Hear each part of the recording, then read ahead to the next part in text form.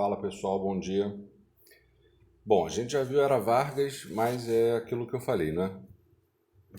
Eu acho esse um tema muito importante por conta de todo o legado histórico da Era Vargas e importante também porque através do estudo da Era Vargas a gente consegue meio que entender em fórmulas gerais a história do Brasil, né? Inclusive a história recente do Brasil, porque lá na Era Vargas já estava se construindo todo meio que o debate que permeia a política nacional aí até hoje, né?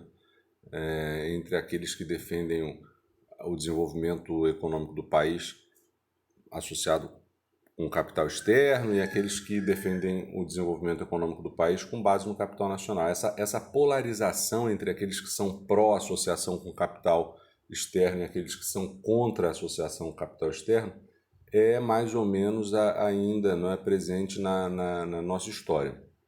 E aí a gente acaba estudando Era Vargas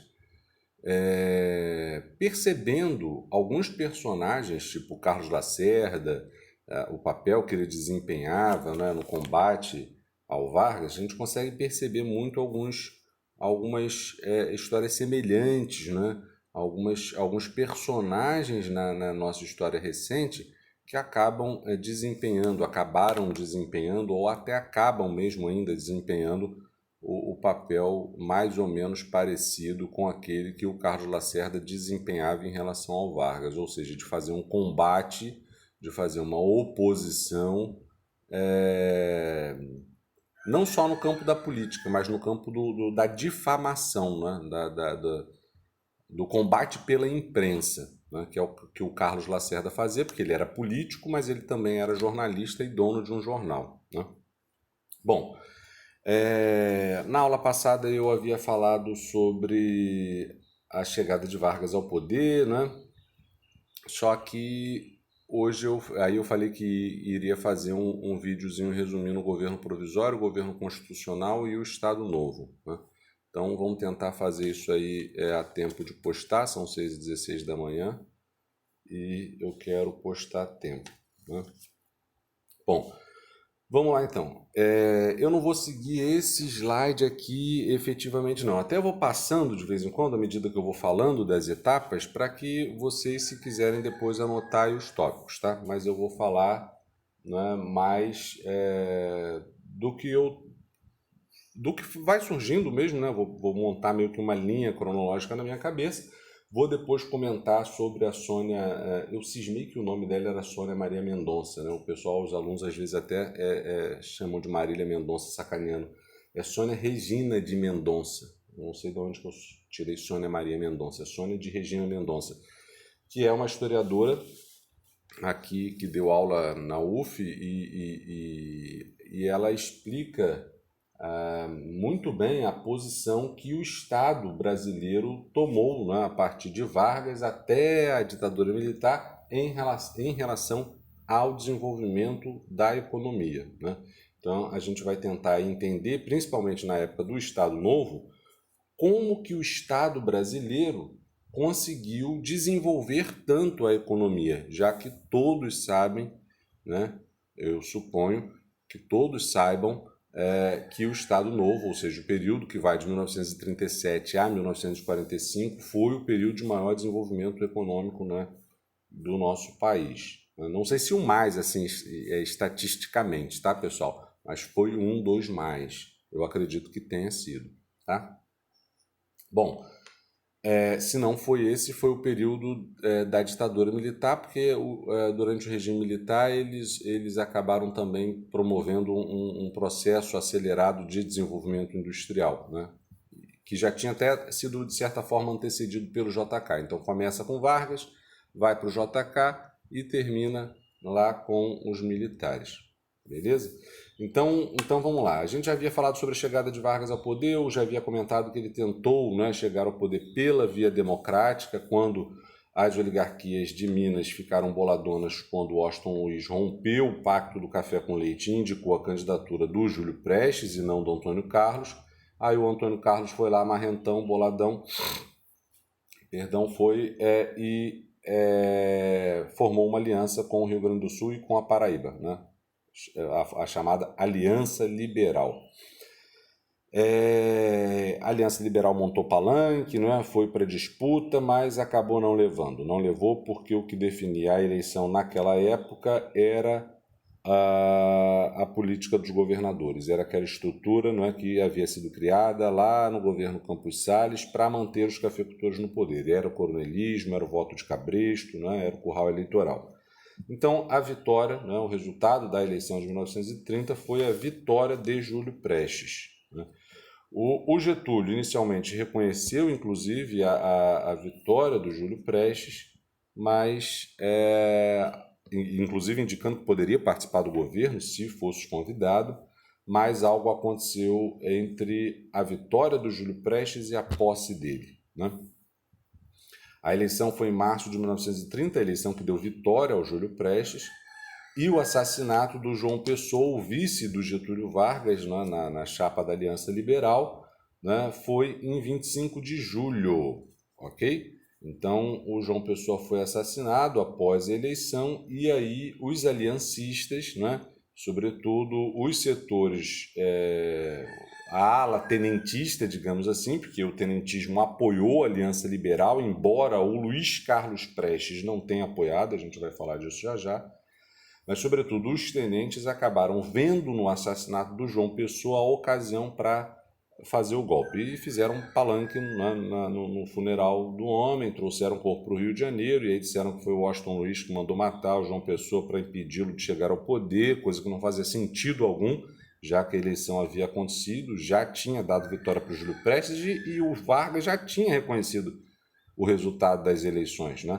Mas é aquela história, né? Uma mentira contada 1000 vezes acaba se tornando verdade, e aí o que aconteceu foi que se criou a condição para dar o golpe, né? Para derrubar os cafeicultores.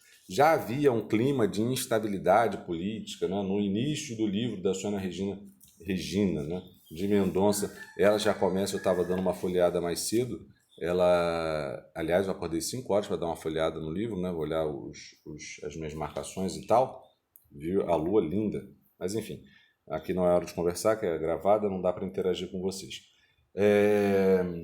E aí, no livro, no início, ela já até começa a meio que questionar como é que eu posso dizer? Questionar não. Ela começa apontando as diferentes interpretações que se tem a respeito da Revolução de 30, se é que ela foi uma revolução, né? Porque essas diferentes interpretações existem justamente porque existem historiadores que consideram que o golpe de 1930, que depois o Washington Luiz, não significou de fato uma revolução. Ok? E aí a Sônia Regina de Mendonça começa no livro rapidamente, porque ela não vai descrever, ela vai analisar a posição do Estado em relação à economia, mas ela mostra que já existiam anseios, né, populares, insatisfações muito nítidas, né, no início da década de 30 no Brasil, e que criaram as condições para que o golpe de 30 ou a Revolução de 30 ocorresse, né?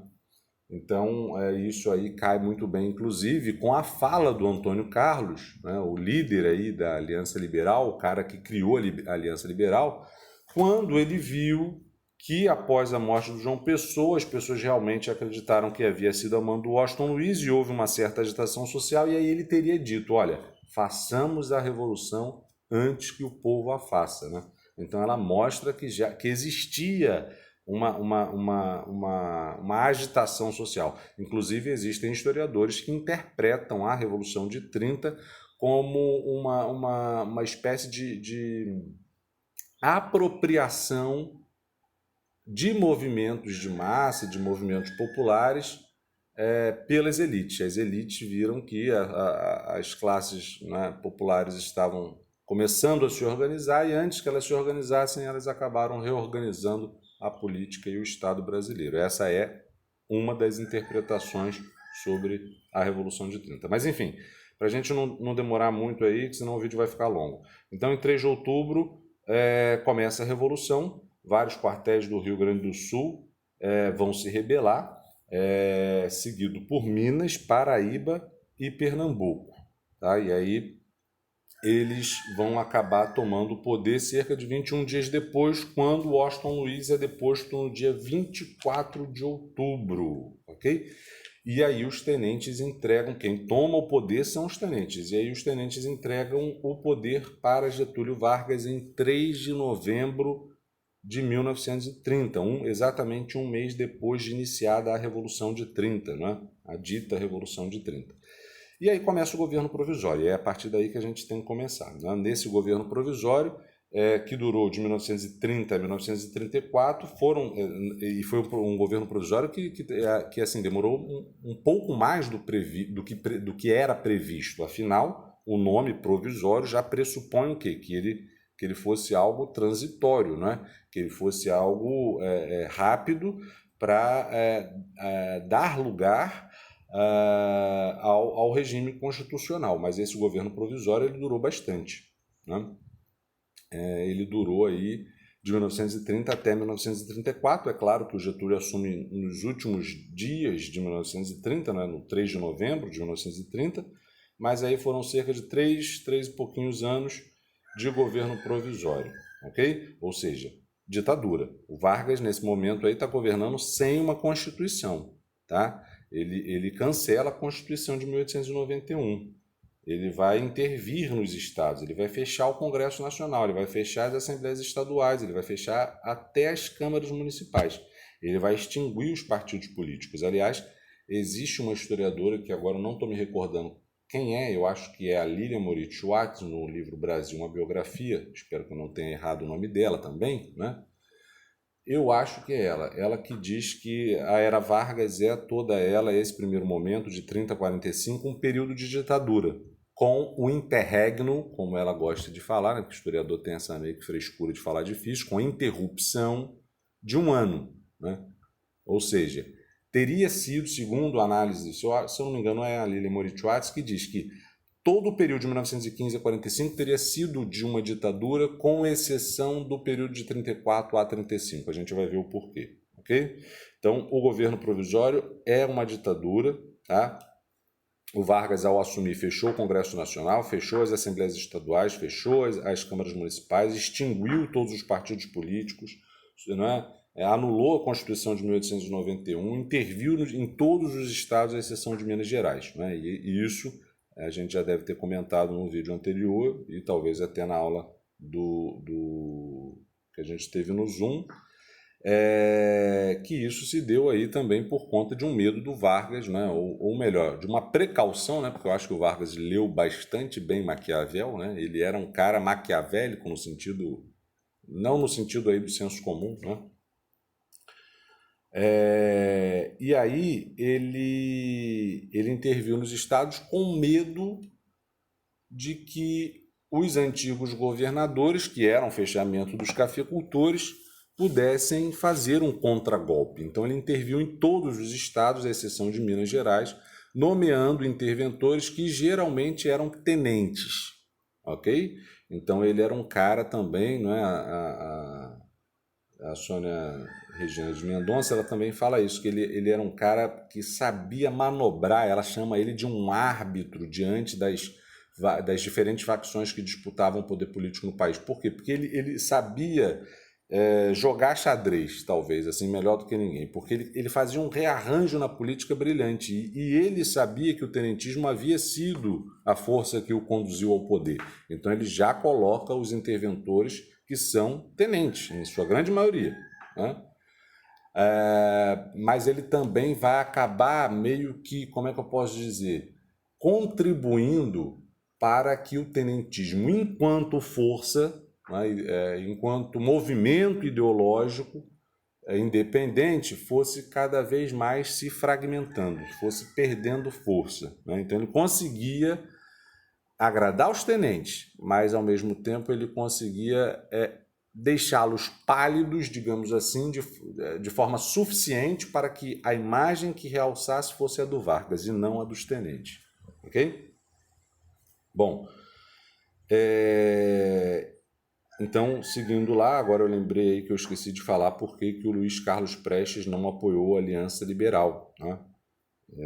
Depois eu comento melhor, mas foi porque ele percebeu que a Aliança Liberal era um rearranjo oligárquico, ok? Ele percebeu que era mais ou menos farinha do mesmo saco. Bom, então o Vargas ele fechou o Congresso, extinguiu os partidos, interviu nos estados, não é isso lá no início do governo provisório. Mas o que importa para a gente aí, o que eu mais vou tentar falar hoje, é sobre a política econômica do Vargas, né? Que é o que a Sônia Regina de Mendonça vai falar no Estado e Economia no Brasil, Opções de Desenvolvimento, o nome do livro. Que o Vargas ele vai adotar uma nova orientação econômica, né? Eu tentei de todo modo, mas eu me lembro meio que quase literalmente essa frase dela no livro, né? Mas não achei a página onde está. Que ela diz mais ou menos o seguinte, ó. A reorientação da economia do Brasil pós-30, ela se deu muito mais por conta da conjuntura internacional do que por novas concepções, do que por pessoas que pretendiam um novo modelo econômico de fato, né? O que ela defende é que, embora seja positivo que o Brasil tenha adotado essa orientação econômica pós-30, ele adotou não por uma nova concepção, mas ele adotou por uma conjuntura, né, internacional que acabava deixando os países ricos, né, como é que eu posso dizer, meio que impedidos, meio que neutralizados, meio que incapazes de intervir nos países menos desenvolvidos para alterar o seu processo de desenvolvimento econômico. Então, por isso que o Vargas, inclusive, consegue, ao longo desses 15 anos, de 1930 a 45, pisar forte no desenvolvimento, né, no acelerador aí do desenvolvimento da economia com base no capital nacional. Mas após 1945 vai ter uma dificuldade muito grande por conta da mudança de conjuntura. Inclusive eu vou colocar vou pedir para que depois vocês façam um exercíciozinho com o enunciado do Hobsbawm, em que ele fala, né, justamente o seguinte, ele explica o porquê que de 30 a 45, né, ele não explica detalhadamente, mas indiretamente você consegue perceber isso. Por que de 30 a 45 houve a possibilidade dos países menos desenvolvidos, como no caso do Brasil, de desenvolver a sua economia com base no capital nacional. Mas após 1945, os países menos desenvolvidos que tentaram desenvolver a sua economia com base no capital nacional, no geral, eles tiveram muitas dificuldades, né? Muitas dificuldades por quê? Porque a preocupação maior dos Estados Unidos pós-Segunda Guerra Mundial não era fazer uma guerra com a União Soviética, né?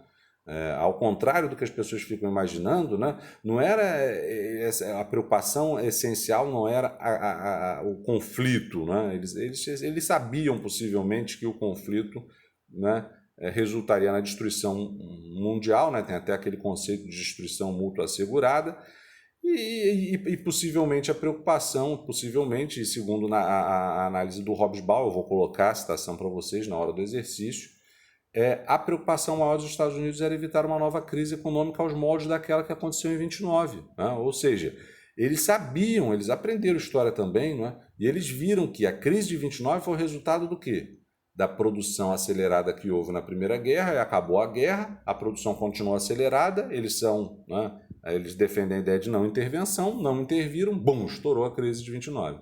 Qual era o medo? O medo era de que após a Segunda Guerra Mundial a produção estava ao aço. Se alguém tiver ideia aí de como é que era a produção industrial no pós-Segunda Guerra Mundial, vejam um documentário chamado Redescobrindo a Segunda Guerra. Se não puderem ver todo, né, ele, que são 6 episódios, 5 horas de documentário, tem inteiro no YouTube, né, completo.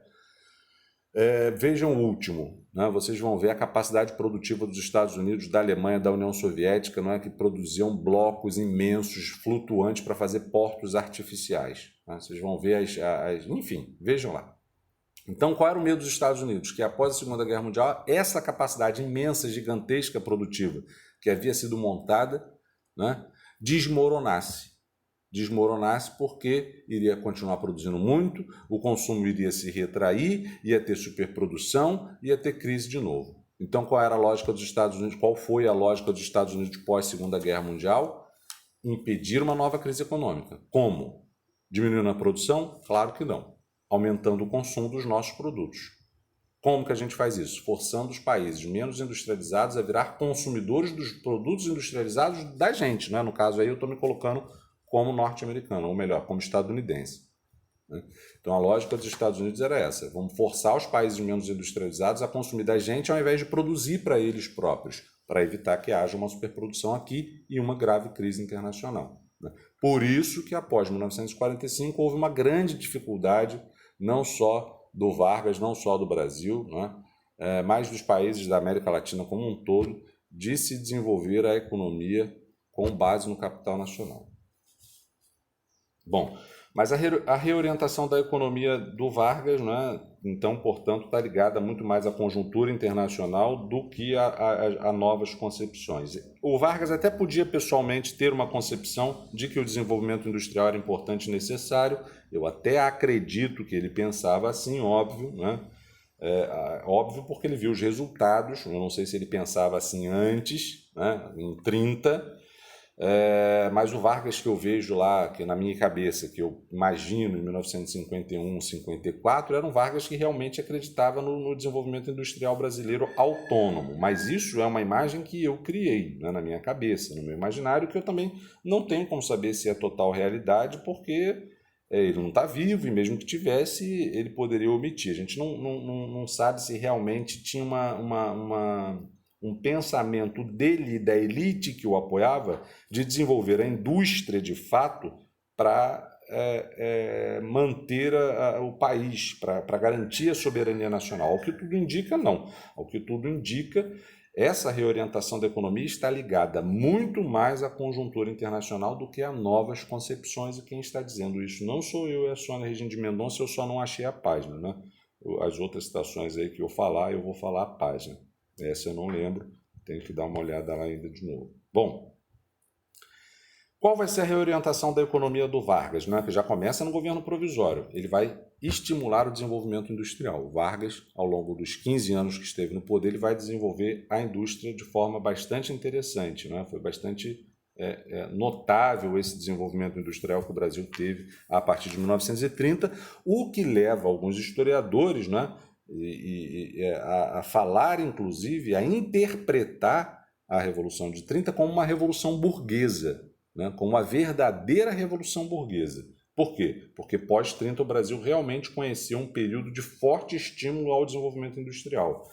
Mas eu acho que há um certo exagero, aí, mas é uma opinião pessoal minha. Eu acho que há um certo exagero em considerar que a Revolução de 30 era uma revolução burguesa, né?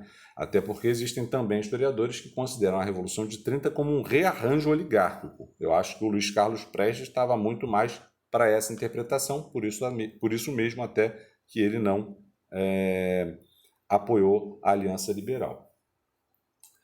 Então, a reorientação da economia do Vargas vai ser no tocante ao estímulo, falei igual alguém aí que está no poder, vai ser focada na indústria, não é? E também vai ser muito focada na diversificação da economia. Aliás, eu gostava muito de passar uma questão, mas eu acabei não usando mais, acabei me esquecendo dela, nas avaliações, né? Para falar dessa questão da reorientação da economia do Vargas e para perguntar qual foi a característica central. Se não tiver lá o desenvolvimento industrial, está a diversificação da economia. Né? Tem que estar a diversificação da economia. Muitos historiadores consideram que o Vargas ele não só desenvolveu a indústria, mas ele se deu bem e fez a economia brasileira crescer pós-30 muito por conta da diversificação da economia. Não só por conta do desenvolvimento industrial, mas por conta da diversificação da economia, inclusive nos setores agrícolas. Ok? Então, Vargas ele não era um cara que estava pensando em prejudicar o café. Pelo contrário, ele vai criar uma política nacional do café. Ele vai criar vários conselhos nacionais de vários produtos agrícolas, como o cacau, como a borracha. Né? Tudo por quê? Tudo porque o Estado queria centralizar na sua mão a direção da economia, né? Como diz a Sônia Maria Mendonça, o Estado, né, lá na página 34, o Estado passou a atuar muito além do papel de um mero coordenador da economia, transformando-se em investidor, né? Então, o Estado brasileiro, após 30, sobretudo após 37, ele vai atuar muito na direção de ser não apenas um coordenador da economia, mas um investidor, né? Onde ele investe dinheiro, inclusive, nos setores em que a burguesia industrial não tem condições de investir. Por exemplo, as indústrias pesadas, as chamadas indústrias de base. Quem é que vai fazer isso? O Estado, porque a burguesia não vai ter grana para fazer esse investimento altíssimo, né? Então, o Vargas, como eu já havia dito, ele vai criar uma nova política de valorização do café, ele vai continuar preocupado com a valorização do café, afinal, o café era o produto agrícola que mais se exportava no país naquela ocasião, tá? Só que ele vai mudar a política de valorização do café, que estava sob o controle dos estados cafeicultores, e agora o controle da política de valorização do café vai para a União, ou seja, para o governo federal.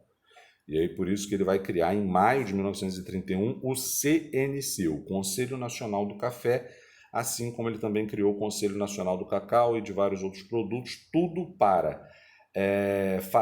para extrair o máximo de recursos e para atrair para o Brasil o máximo de divisas, ou seja, o máximo de dólar. Okay? Visto que o mundo estava num contexto de crise internacional, então o Estado acaba meio que centralizando o controle aí sobre esses produtos para manter o dinheiro minimamente entrando no país, já que a dificuldade existe em relação a isso aí de atrair dólar, atrair dinheiro para o país em virtude da crise de 29, ok? Como vai ser essa nova política de valorização do café? O que ele vai fazer diferente dos cafeicultores que vai dar a ele tantas vantagens? Eu vou ter que acelerar aí um pouquinho, porque faltam 19 minutos até carregar o vídeo e eu postar para vocês, né? Então, ele vai fazer uma nova política de valorização do café, né, focada no seguinte: eu até compro café excedente quando houver excesso de produção, e havia quase sempre, né? Porque os cafeicultores sabiam que o Estado comprava, então eles mandavam ver na produção, produziam, e o lucro estava garantido. Quando havia superprodução, o Estado ia lá, comprava, e o Estado que se lasque, com dinheiro do contribuinte, né? Vamos socializar as perdas. Os ganhos não, mas as perdas a gente socializa com os pobres, né? E aí, o que vai acontecer? O Vargas vai mudar isso aí. Ele vai dizer o seguinte: eu compro café excedente para manter o preço do produto elevado no mercado internacional, porque o produto é 70% da exportação brasileira. Se eu quebrar o café, se eu quebrar a cafeicultura ou o café, eu quebro o Brasil, né? Então, eu vou comprar o café sim, para manter o preço do produto elevado no mercado internacional, mas vai ser com o dinheiro, né, do imposto de exportação do próprio café. Quando um café for exportado, né, quando um produto é exportado, todo produto exportado, a não ser que o governo dê, né, liberação para isenção de imposto, ele paga um imposto. Então o café paga um imposto para ser exportado. Esse imposto que era pago para ser exportado, ele é colocado num caixa. É tipo um caixa 2, só que não era ilegal, óbvio, né? Esse dinheiro fica lá, depositado. Quando havia superprodução e era necessário o Estado comprar, usava-se o dinheiro desse imposto de exportação. Então, era como se ele estivesse usando o dinheiro dos próprios cafeicultores, né? Então, por isso que o Vargas ele era um gênio, porque ele consegue arrumar estratégias para diminuir o impacto das perdas, né, sobre o Estado, sobre a população em geral, né? E até faz com que os próprios cafeicultores paguem, né, pelo café que era comprado pelo Estado, né? Mas era comprado com dinheiro derivado do imposto de exportação. Além disso, o Vargas ele criou um imposto sobre a área plantada do café, sobre cada cafeeiro plantado, né? E isso fez com que os cafeicultores pensassem 2, 3 vezes antes de plantar muito café. Antes eles plantavam muito sabendo que venderiam tudo. Agora eles sabem que se plantarem muito até vão vender tudo, mas eles também vão pagar mais imposto, porque agora o imposto é também sobre cada pé de café plantado. Vejam, o Vargas era um gênio. Ele não consegue, com isso, é claro, conter a produção de uma hora para outra, até porque não tinha um controle muito certo do Estado para medir as áreas em que se tinha produção de café e calcular o imposto, mas ano a ano a superprodução vai diminuir por conta dessa nova política de valorização do café mais centralizada do Vargas, ok? Então falamos aí da reorientação da economia adotada pelo Vargas já em 1930. Bom, a Sônia Maria Mendonça vai falar também, né, depois eu vou ler até para vocês, eu acho que eu vou deixar para o final, que a pedra de toque, né, ou seja, a base do desenvolvimento da economia brasileira pós-30, né, foi diversa, aí, foi múltipla. Né? Foi basicamente por conta da múltipla no sentido que não foi uma coisa só, mas não foram muitas também. Mas o desenvolvimento da economia se deveu basicamente a essa reorientação que o Estado teve, atuando mais como investidor do que apenas um coordenador. Né? Mas ela também se desenvolveu bastante, né, após 30, por conta da política trabalhista instituída pelo Vargas. Né? E aí a gente vai falar dela um pouco agora. Okay?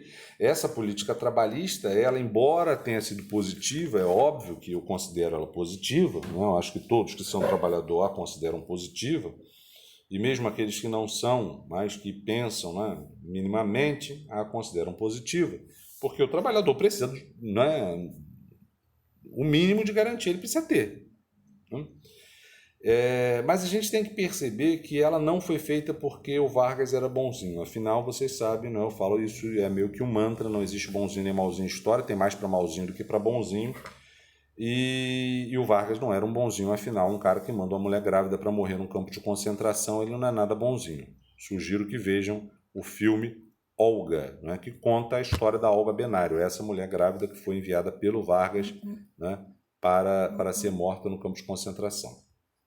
Depois a gente fala melhor dela porque não dá tempo. Bom, mas a política trabalhista do Vargas ela tinha uma espécie de dupla função, ou seja, era, claro, para atender os anseios das classes trabalhadoras, é óbvio, mas ela também servia meio que para atenuar o impacto de possíveis organizações de trabalhadores, né, na produção industrial. Então, qual era a lógica do Vargas? Eu preciso desenvolver a economia. O mundo está com dificuldade, pós-crise de 29. Né? Se os trabalhadores ficarem fazendo greve, né, pedindo aumento de salário, etc., vai dar zebra. Então, eu preciso criar um ambiente minimamente pacífico no mundo do trabalho, não porque eu sou bonzinho, não porque eu estou pensando no trabalhador, mas porque eu quero criar um mundo pacífico, né, no campo do trabalho, né, um mundo, eu não estou falando do planeta não, né, gente? Um mundo pacífico no campo do trabalho para criar as melhores condições para o desenvolvimento econômico, para dar tranquilidade para o desenvolvimento econômico, para que ele possa ocorrer com a mínima interrupção possível. Né? Então, essa política trabalhista dele ele tinha uma dupla função, a função de atender os anseios populares, de agradar os trabalhadores, né? Mas também de agradar a burguesia. Tá? Então, a Sônia Maria Mendonça, eu peguei, não é, a frase literal dela, que ela coloca, né, que a política trabalhista dele tinha muito mais a função de, abre aspas, reprimir os esforços organizatórios da classe trabalhadora e mantê-las satisfeitas para evitar conflitos no campo do trabalho. Né? Ou seja, para promover aí um máximo de crescimento econômico, como eu havia dito. Beleza? Então, o que eu acho que a gente tem que pensar é isso. Por isso que existe um conceito muito utilizado, mas já é tido como ultrapassado, tá? Para se referir a essa postura do Vargas aí e a postura de vários outros governantes que governaram na América Latina, né, como um todo, no pós-30.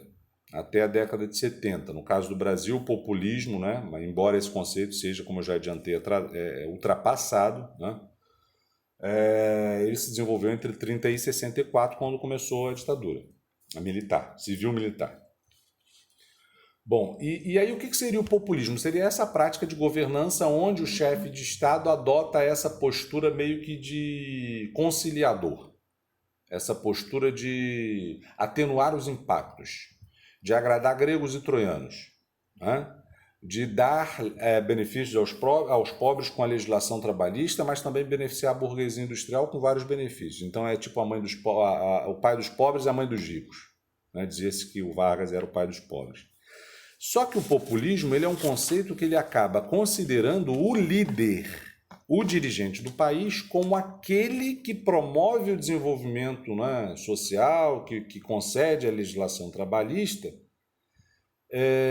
só porque ele quer criar um mundo do trabalho mais pacífico, né? Só porque ele quer pacificar as relações trabalhistas, desconsiderando a atuação dos trabalhadores, né? Então, o conceito do populismo ele meio que sugere que ele sugere ao enfatizar que a legislação trabalhista foi concedida pelo Vargas, né, de cima para baixo. Ele sugere que os trabalhadores não conseguiram se organizar para reivindicar tais garantias. Isso não é verdade, né? Os trabalhadores já vinham se organizando, inclusive nós vimos que em 1917 houve a primeira grande greve geral do país, né? Só que o Vargas ele fez meio que Princesa Isabel, ele se antecipou.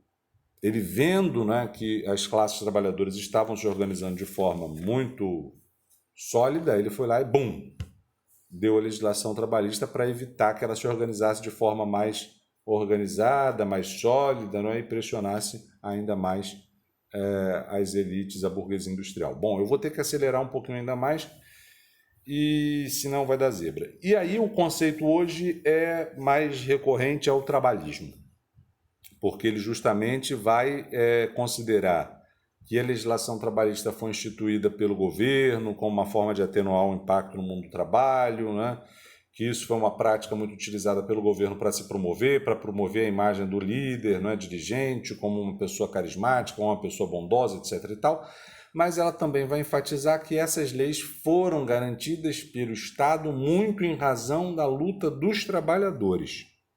Okay? Então é como se o populismo fosse um conceito que negligenciasse a atuação do trabalhador e o trabalhismo fosse um conceito já que desse ao trabalhador um protagonismo para essas conquistas que, embora tenham sido dadas pelo dirigente, foram dadas por conta de uma luta que precedeu a chegada do Vargas ao poder.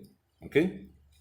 Bom, o Vargas ele viu que São Paulo tinha ficado muito descontente com a sua nova política do café, tinha ficado ainda muito mais bolado São Paulo, né? Boladona São Paulo, como vocês falam, por conta da nomeação de um interventor, que era pernambucano, né? E aí, segundo o Boris Fausto, na História do Brasil, ele diz que, a partir desse momento, inclusive em São Paulo, se intensificou o preconceito aos nordestinos, né? Porque o interventor que o Vargas havia nomeado para São Paulo não era paulista, era pernambucano. Mas os paulistas estavam descontentes com Vargas muito por conta do fato de que ele estava governando sem uma Constituição, né? Afinal, Vargas, ao assumir em 1930, anulou a Constituição de 1891.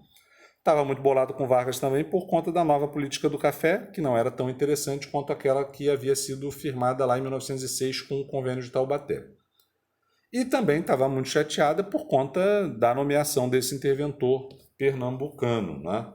E aí o Vargas, já percebendo a organização de São Paulo, né, os incômodos dos paulistas, ele em 1932 institui um novo Código Eleitoral, em fevereiro de 1932. É nesse Código Eleitoral que ele dá, né, que ele concede, entre aspas, né, que ele garante o direito de voto às mulheres, né? É nesse novo Código Eleitoral que ele torna o voto secreto. É nesse Código Eleitoral que vai se criar a Justiça Eleitoral, né? O Tribunal Superior Eleitoral e todo o aparato jurídico institucional responsável aí por cuidar do processo eleitoral, para verificar as fraudes. Isso foi muito positivo para o país, porque acabou dando um passo muito grande rumo à democracia. Afinal, de 1891 a 1930, eu acho que, se a gente estudar direitinho, a gente vai perceber que não era exatamente muito democrático aquele sistema, já que o que definia a eleição era o voto de cabresto do correio eleitoral. Bom, Vargas então nomeou não, aprovou o novo Código Eleitoral em fevereiro de 1932, esperando que São Paulo fosse dar uma recuada na sua oposição ao governo Vargas, mas não foi isso que aconteceu. São Paulo já vinha, inclusive, conversando com aliados mineiros e gaúchos para tentar fazer uma revolução para derrubar o Vargas. Os mineiros e gaúchos, inclusive, pensaram em apoiar o Vargas. Ué, professor, mas como assim? Se os mineiros e os gaúchos foram os caras que conduziram o Vargas ao poder, se o Vargas era gaúcho? Minas e o próprio Rio Grande do Sul não estavam muito satisfeitos com o Vargas porque ele era extremamente centralizador. E como eu disse lá no início, ele, embora tenha colocado tenentes, ele soube empalidecê-los, né? Será que existe essa palavra? Eu invento umas que... Bom, então o que acontece? Ele conseguiu colocar todo mundo meio que como coadjuvante e ele continuou sendo protagonista, né? E aí, Minas e o Rio Grande do Sul até estava muito chateada por conta das suas lideranças políticas não terem chegado ao poder como elas haviam previsto. E elas pensaram em apoiar São Paulo, mas acabou pegando muito mal, né, apoiar a derrubada de um governo que eles acabaram de conduzir ao poder, né? E aí acabou que Minas e o Rio Grande do Sul não apoiou São Paulo. Mas São Paulo foi à guerra, né? Em maio de 1932, começou uma guerra que durou cerca de 3 meses, né? Uma guerra civil entre São Paulo e as tropas federais. O Vargas, claro, conseguiu ganhar, conseguiu vencer essa guerra, graças à sua habilidade política e militar, porque fechou o Porto de Santos, não é? Fechou as estradas e tudo mais, que ligavam e que abasteciam as tropas rebeldes, e aí ele conseguiu vencer os paulistas 3 meses depois de iniciado o conflito, né? Que é chamado de Revolução Constitucionalista de 1932 ou a Guerra Civil de 1932. Por que Revolução Constitucionalista de 1932? Porque a principal reivindicação desse movimento, da Revolução de 32 em São Paulo, era uma Constituição. A principal coisa que eles queriam era uma Constituição para democratizar o regime. Não porque eles tivessem muito apreço pela democracia, mas porque eles queriam, como é que eu posso dizer, legitimar o novo governo a fim aí de abrir caminho para que os paulistas pudessem retomar o poder. Também os paulistas queriam, através dessa revolução, um interventor paulista, né? E também queriam a política de valorização do café aos moldes de São Paulo, aos moldes do Convênio de Taubaté que havia sido instituído lá em 1906, e não aos moldes da nova política do Vargas, né, do Conselho Nacional do Café. Bom, como eu já adiantei, o Vargas venceu os paulistas, mas mesmo assim ele garantiu a realização das eleições para uma Assembleia Nacional Constituinte. Ele deixou bem claro que ia ter eleição, teve eleição e formou uma Assembleia Nacional Constituinte, inclusive com a participação de uma deputada mulher. Afinal, pela primeira vez, as mulheres puderam votar e também puderam se candidatar. E aí vai se formar uma Assembleia Nacional Constituinte para elaborar a nova Constituição.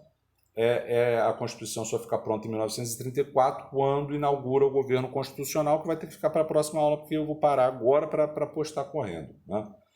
Mas o que é interessante é que essa Constituição de 1934 ela foi redigida por uma mão, né, digamos, feminina. Né? Digamos não, feminina. Bom, é isso. Quando a Constituição é finalizada, começa o governo constitucional, que vai de 1934 a 37. Eu vou ter que gravar uma outra aula, né, Rapidex, aí, para falar do governo constitucional e do Estado Novo. Vou postar essa para que vocês assistam enquanto eu gravo a outra. Beleza? Então é isso. Eu preciso que vocês assistam a aula, né, até o final e depois eu vou propor 3 questõezinhas para vocês. 3 ou 4 questõezinhas apenas, mas que eu quero que vocês pensem bastante e que elaborem de forma mais bem elaborada, né?